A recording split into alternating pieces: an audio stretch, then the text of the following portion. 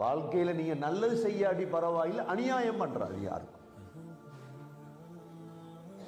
நல்லது செய்யறது வேற சகோதரர்களே, அநியாயம் பண்றது வேற.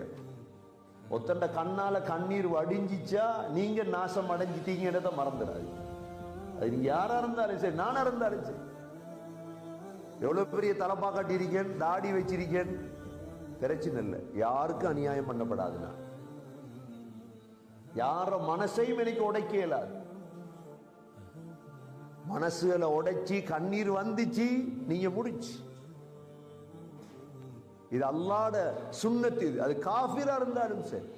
நாங்க சொல்றதானே, முஸ்லிமுக்கு இல்ல, காஃபிருக்கும் அநியாயம் பண்ணப்படாது. அவனோட காசை கொள்ள போடுறது, அவனோட பணத்தை பறிக்கிறது அநியாயம்னு விளங்குது. அவனோட மானத்தை போக்குறது கவனம். அல்லாஹ் பாதுகாக்கணும். எங்கட குடும்பம் மேல போவார்.